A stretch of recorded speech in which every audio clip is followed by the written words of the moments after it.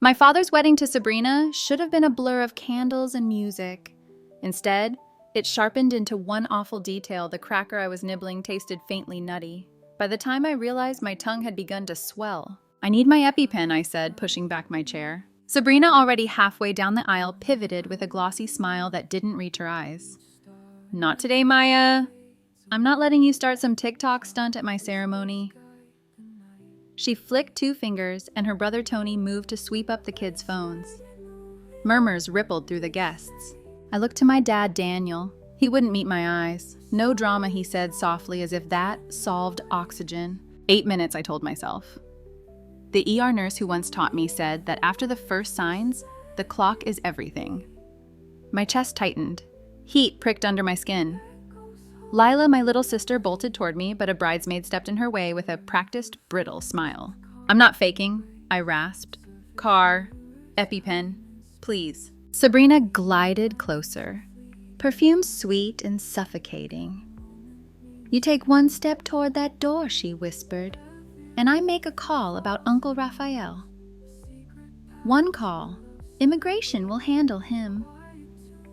The threat landed colder than the air-conditioned church." 5 minutes. My vision speckled. I tried to slip past her, but she caught my wrist.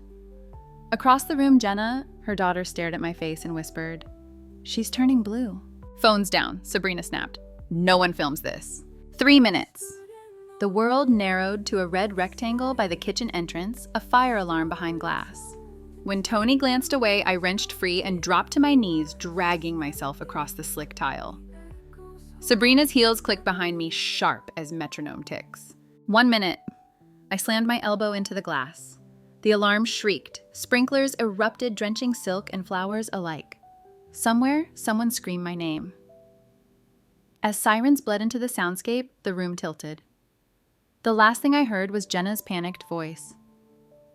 "She isn't breathing." Then everything went dark. I woke to a ceiling I didn't recognize and the soft, rhythmic hush of machines. My throat ached like someone had drawn a burning line across it. When I lifted a hand, a nurse caught my wrist gently. "Easy, Maya," she said. "You're in the ICU. You were intubated and then given an emergency airway. You're safe. Safe." The word felt far away. When I tried to swallow, the pain cracked open again. The nurse explained I'd been unconscious for 3 days. Had the alarms at the venue been 30 seconds later, she said the outcome might have been different. 30 seconds became a canyon I couldn't stop staring into. Lila slipped into the room with red-rimmed eyes and a smile that trembled at the edges. Behind her stood a woman with a gray braid and a clipboard. "I'm Renata Nunes, Hospital Social Services," she said, pulling up a chair. "We need to talk about what happened." I told her what I could. The words scraping past the rawness in my throat, the cracker, the heat under my skin. Sabrina's smile sharpened into a warning, the phone's being taken. My dad's averted eyes, the threat about Uncle Raphael. Renata listened without interrupting. When I finished, she said the hospital had already made a mandatory report. Child Protective Services would investigate medical neglect and whether anyone interfered with emergency care. She asked to speak with Lila separately. Lila squeezed my fingers and went into the hall. By the time Detective Evan Odell arrived the next morning, I could sit up for a few minutes at a time. He recorded my statement and showed me a list of names from the wedding. He'd spoken with venue staff who reported adults blocking kids from getting to me and taking phones away. The paramedics' report, he said, was unambiguous. Severe anaphylaxis, airway almost closed, immediate surgical airway performed. I identified the people I remembered. Tony sweeping the phones into a basket, a bridesmaid holding Lila back. Sabrina's mother barking orders like a general. The room phone rang that afternoon. Daniel, my father, didn't wait for hello. He launched into questions about insurance deductibles, who was paying for what. When I tried to tell him my throat hurt, he said I'd ruined his life and embarrassed the family. He didn't ask if I was alive. I hung up and unplugged the phone from the wall. Renata returned later with discharge planning papers and said very calmly that going back to my father's house didn't seem safe right now. "Your cousin Owen's parents have offered a temporary placement," she said. "It keeps you in the same school district. CPS will need to approve it, but it's a stable option." I nodded because the alternative was going home to a man who had turned away while I couldn't breathe. That evening, a woman in a dark suit stopped in, introduced herself as Ms. Park, the public defender assigned to our case. She told me not to post anything online about the wedding, the hospital, or Sabrina. Write everything in a notebook, times, dates, exact words, but don't publish a thing she said. Screenshots and statements are evidence. Instagram comments are traps. She photographed my bandages and the deep bruises blooming where hands had grabbed me. A day later, an immigration attorney named Julia North called the nurse's station and asked to be patched through. Her voice was steady and clipped the way people sound when they carry bad news for a living. Sabrina had been arrested for what happened at the ceremony. During processing, she'd volunteered information about Uncle Raphael's status. Immigration officers had already detained him. Julia explained bond hearings, success rates, and what we would need letters from teachers, neighbors, employers, anything that showed Raphael was rooted in the community and had raised Lila and me responsibly since our mother died. I was discharged to Owen's house 2 mornings later. Every bump in the car made my throat throb, but his parents, Ava and Marcus, had prepared a guest room with 2 twin beds and new blue comforters. In the kitchen, Ava had labeled shelves with bright stickers, "Contains nuts processed in a facility safe." She set a tray of protein shakes and lozenges on the counter and said, "We'd figure out real food when swallowing didn't feel like swallowing glass." 2 nurses came by that afternoon with bright orange practice auto-injectors. They made Lila and me rehearse until our hands found the motion without thinking. Orange tip down, swing into the outer thigh hold for 10 seconds, call 911. They handed me 2 real EpiPens for my bag and said the school would need extras. Ms. Park met us in the living room afterward and repeated her warning about social media. "Defense will try to turn your fear into a performance," she said. "Don't give them a script."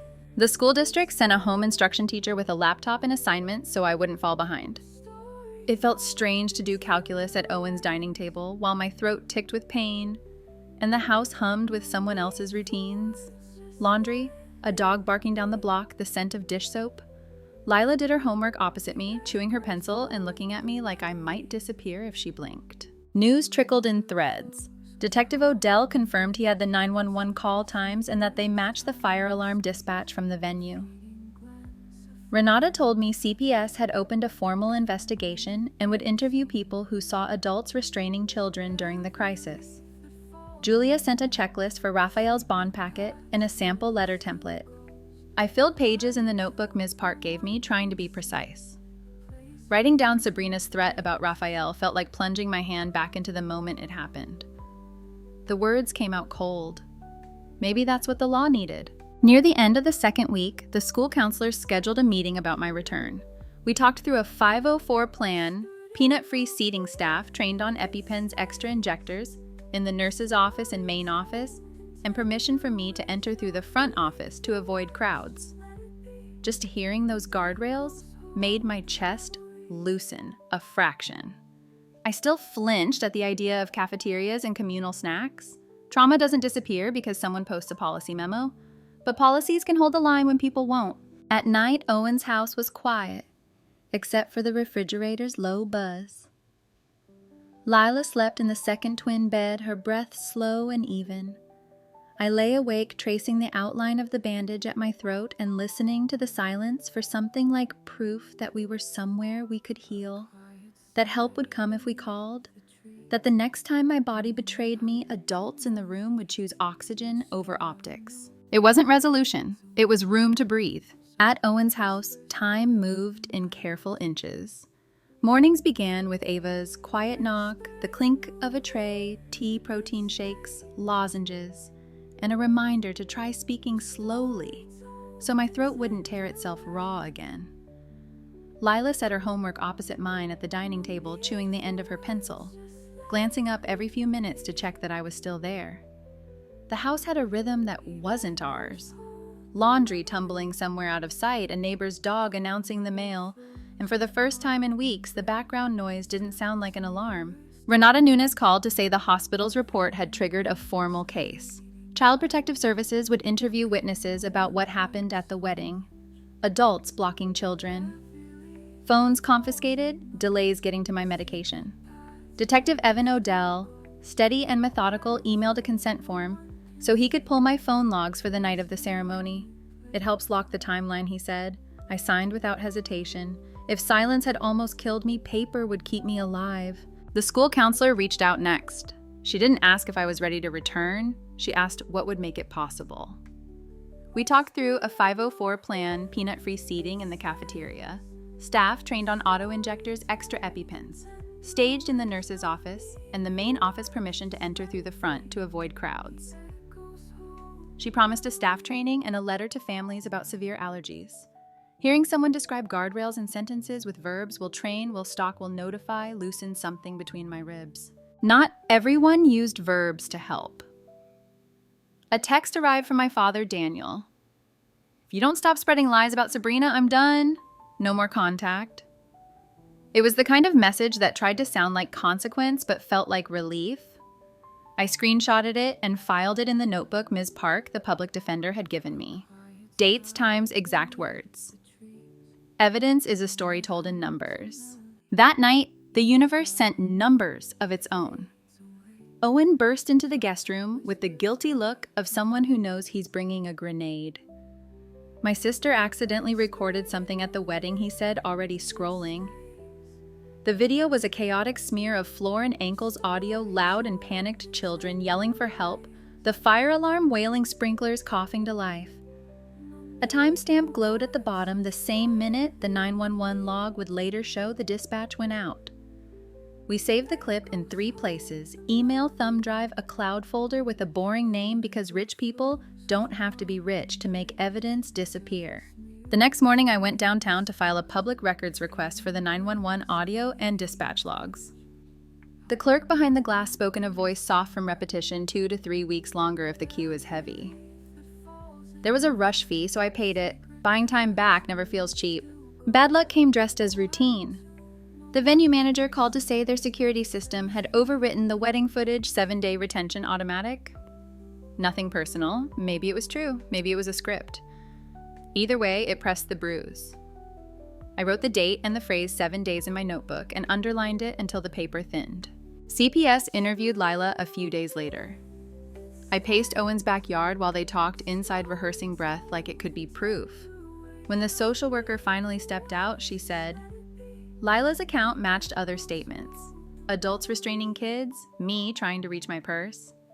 Sabrina's family blocking paths, like furniture. Your sister was clear, she added. It helps. My body exhaled a breath I didn't know it was holding. Julia North. The immigration attorney sent a checklist for Uncle Raphael's bond packet. Employment letters, neighbor, letters, church letters, school letters.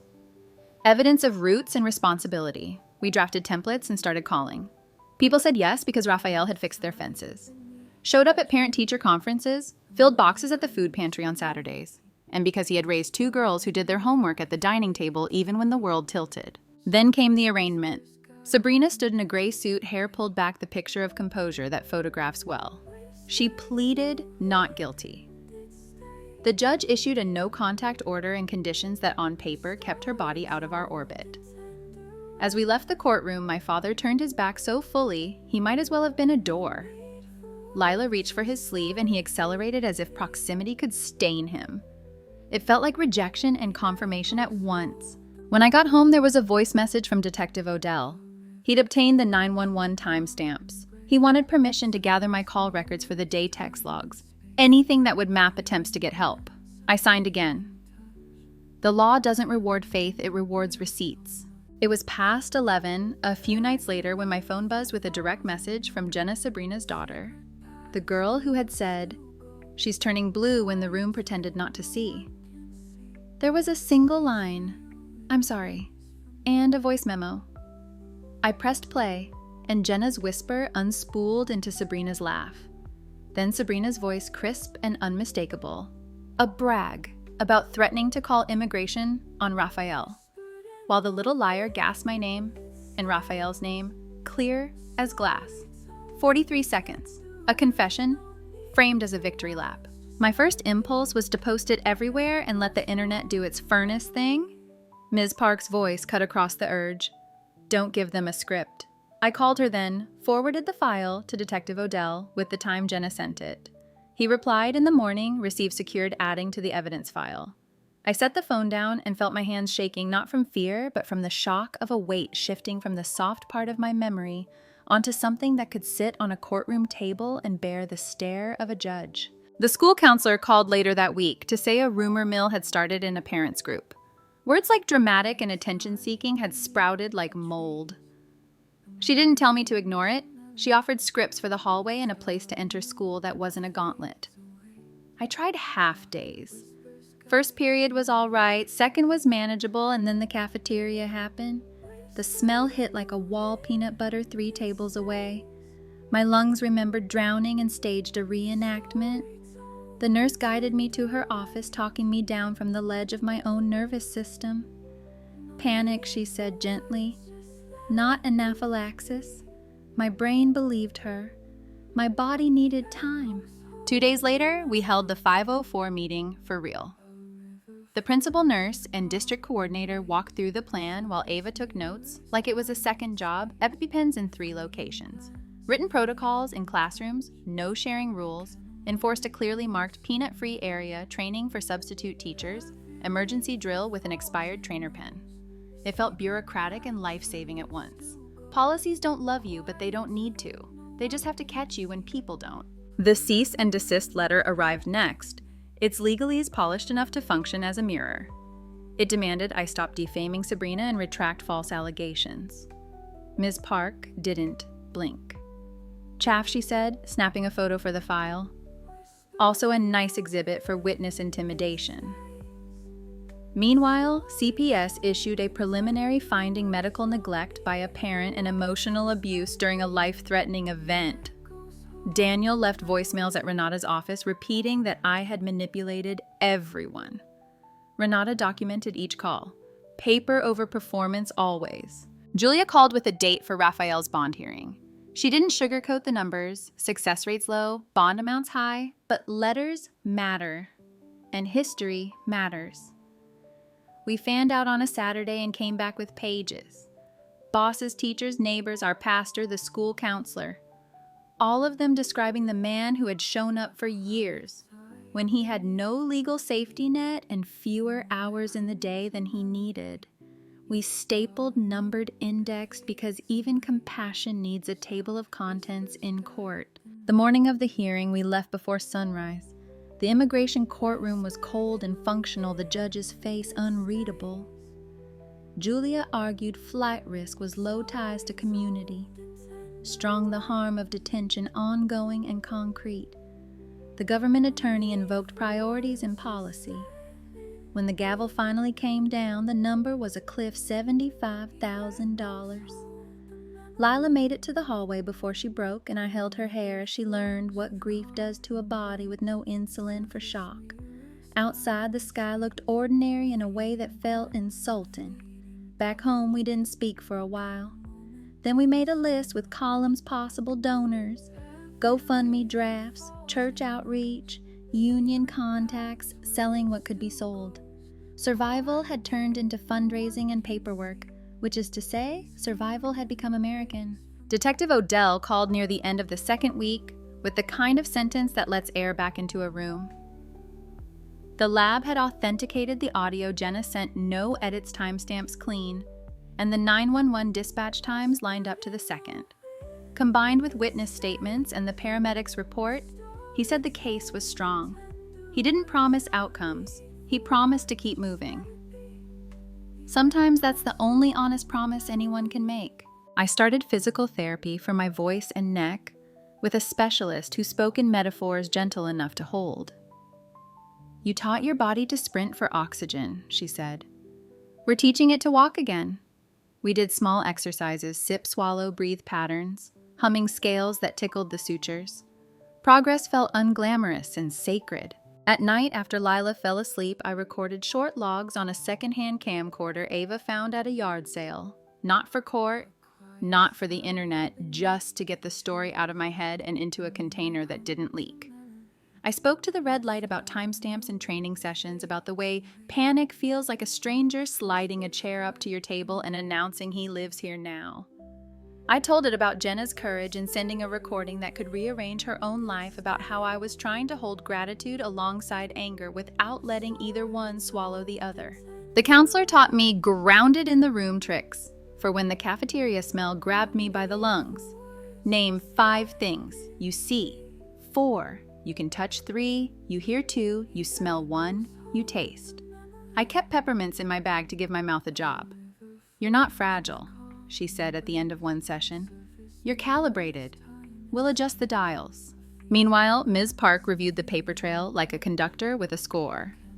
The consent for phone logs, the 911 request.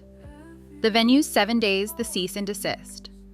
Daniel's texts, CPS's preliminary finding, the school's 504 documentation, the audio authentication memo. She stacked the pages, squared the edges with a palm, and smiled a little. "They wanted a performance?" she said. "We're giving them a record." By then, I could speak for 10 minutes without my throat catching fire. I used those minutes to read Lila's English essay drafts and to call Julia with updates on letters still arriving for Raphael. And I used them to tell myself out loud that none of this paperwork plan's protocols was proof I'd imagined the violence of that day. It was proof that when the world becomes small enough to fit into the space between your ribs, the way out is built with documents and people who refuse to look away. I kept the 43 seconds of audio on my phone, even though it lived safely in other places. I didn't play it often, just enough to remind myself that truth has a sound, not a triumphant chord. Something flatter, more bureaucratic. A human voice captured by a microphone, a timestamp etched by a chip, 2 names pronounced in a room where the air smelled like flowers and fire suppression. Evidence doesn't sing, it sits, it waits, and when it's called, it answers. That was the work of these weeks, to replace adrenaline with procedure, to trade panic for practice, to build a bridge from chaos to court, using the dull tools available: forms, signatures, trainings, letters, logs. It wasn't cinematic, it was enough. When Detective Odell called again to say he'd forwarded the authenticated audio to the prosecutor and requested enhanced bail conditions for Sabrina based on intimidation, I wrote the date and time in the notebook and underlined them once lightly. Then I capped the pen, turned off the camcorder's red light, and let the house's soft machinery, dishwasher, refrigerator, Lila's breathing remind me that safety can sound like appliances doing their jobs. We weren't done, but we were not where we'd been. The week began with a ringtone that made the house hold its breath. Detective Evan Odell spoke first. Measured as always, the audio from Jenna had been authenticated by the lab. The timestamps matched the dispatch logs, and the prosecutor had filed to tighten Sabrina's bail. "We'll argue intimidation and obstruction," he said. "Be ready to appear." By the time we reached the courthouse, rain had rinsed the city into a dull shine.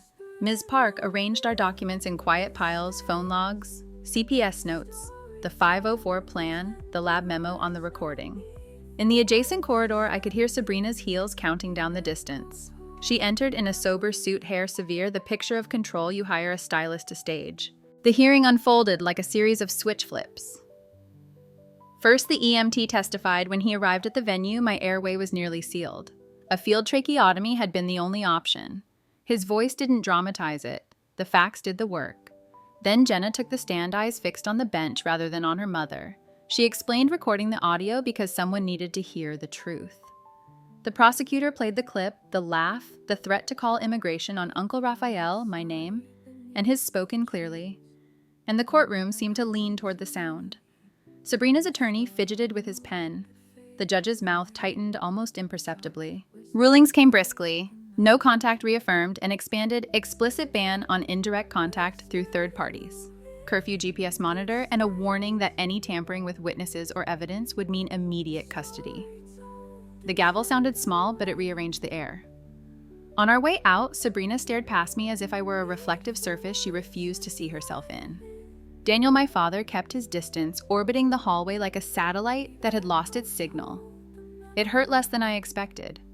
Maybe pain had learned my schedule.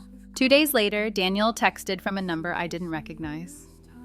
"Maya, we need to clear up this misunderstanding. Call me." The order read, "No contact."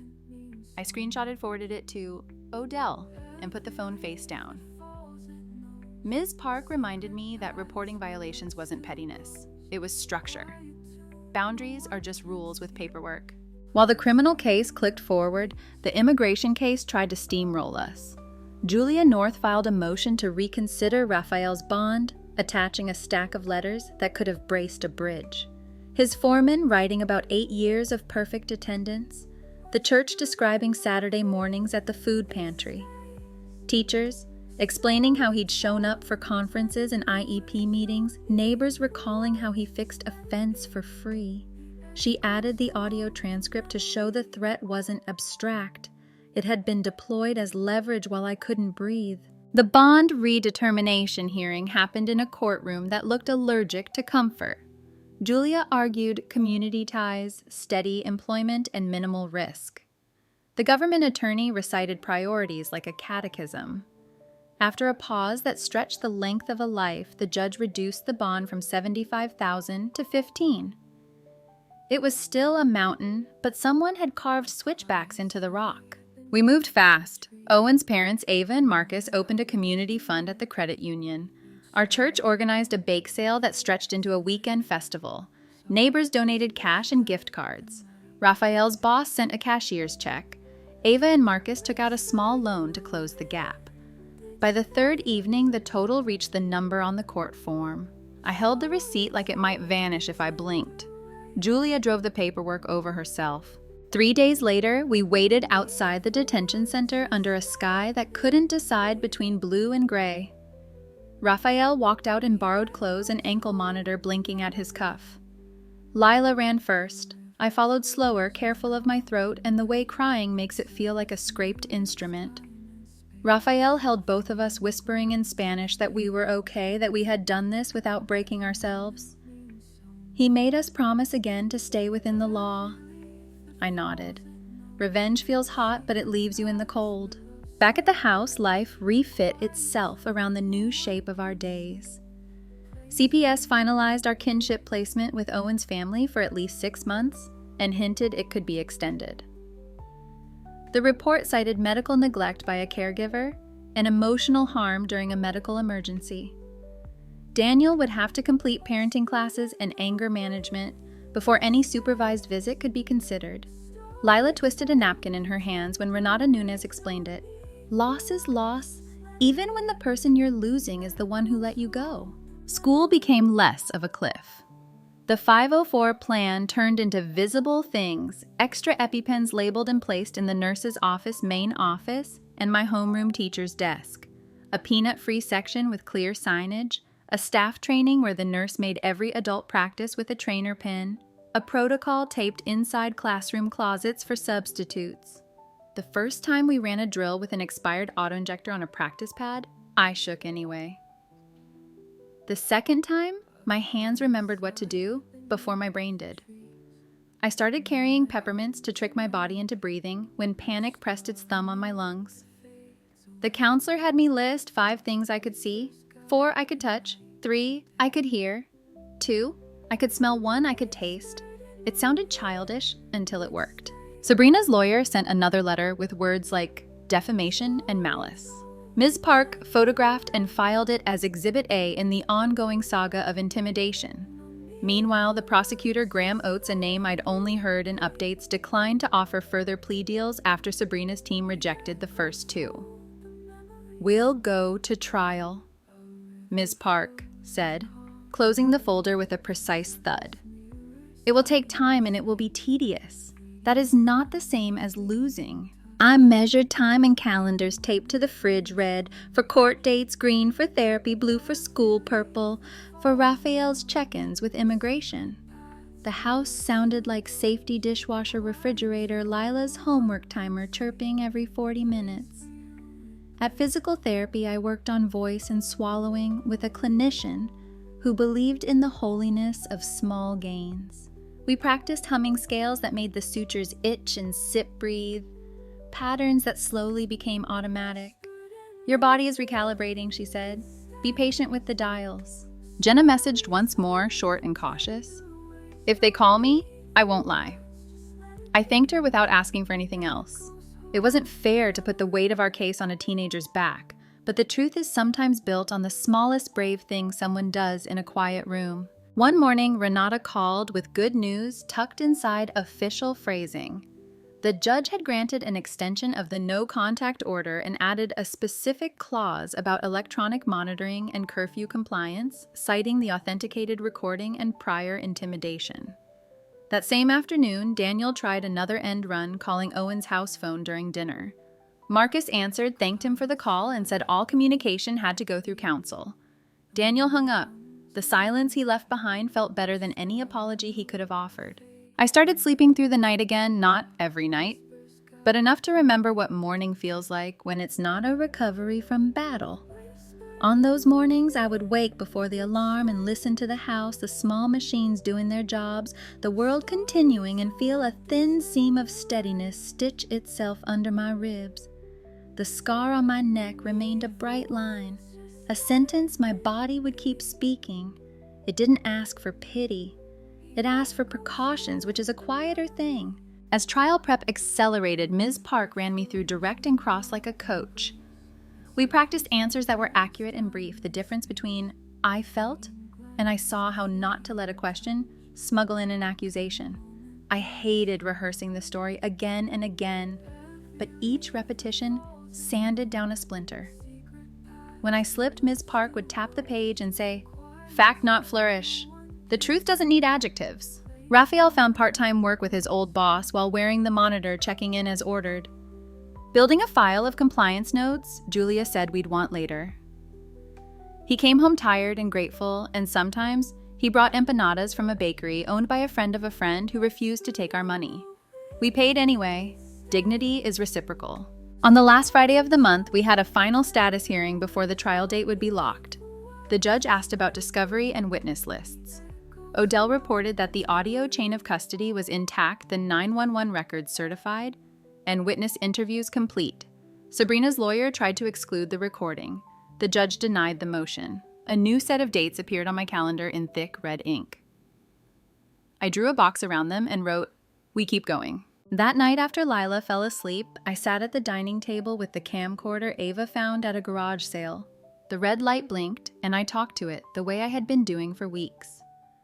I said the system wasn't a hero, but it could be a scaffold. I said that a community can turn money and signatures into a door opening in a concrete building. I said that hope for me sounded like a nurse teaching a room full of adults how to use an EpiPen, and a social worker answering the phone on the fourth ring, and a lawyer saying fact, not flourish. We were not finished. The trial would test all the thin bridges we'd built paper policy people. But the end of this part of our story didn't need a cinematic speech. It needed what had carried us this far, procedures that held neighbors who showed up a teenager who chose truth, and a house that taught my body how to live in ordinary time again. When I turned off the camcorder, the room was quiet except for the refrigerator and the soft wind outside. I traced the line on my neck with 2 fingers and breathed in for 4, out for 6. My lungs behaved. The night stayed ordinary. That more than any verdict to come felt like a promise. Thank you so much for listening to today's story. If this story resonated with you or made you reflect, I'd love to hear your thoughts, so feel free to share them in the comments below. And don't forget to like, subscribe, and hit the notification bell so you won't miss the next story. I'll see you next time, as we continue exploring more journeys and lessons together.